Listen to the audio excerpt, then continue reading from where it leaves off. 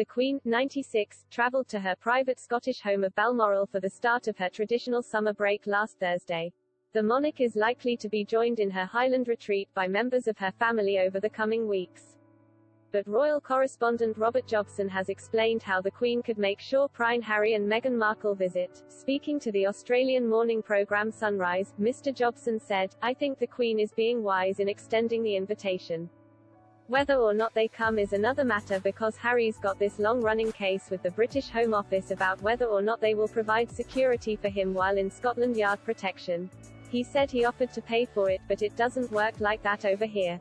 I'm sure that will be resolved if the Queen intervenes and says that I want my grandson's family looked after.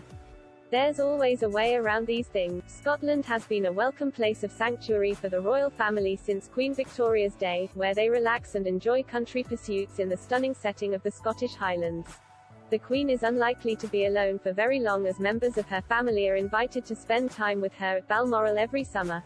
A picture released following the Duke of Edinburgh's death in April last year showed the Queen and her late husband surrounded by their great-grandchildren at their Scottish home. Outgoing Prime Minister Boris Johnson may travel up to Aberdeenshire for the Premier's annual visit to the monarch's Scottish home, if the new Conservative leader is not chosen by the time of the get-together. Prime Ministers are traditionally invited to stay with the Queen at Balmoral, and in the past Harold Wilson, who is said to have got on like a house on fire with the monarch, would join members of the royal family for riverside picnics at Balmoral.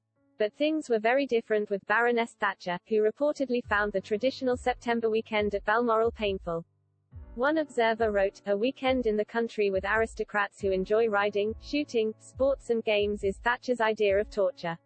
Mrs. Thatcher could not abide the charades that she was expected to play after dinner at Balmoral. During a gathering of 6 of her premiers, the Queen once joked about the party games which some of you have so nobly endured at Balmoral.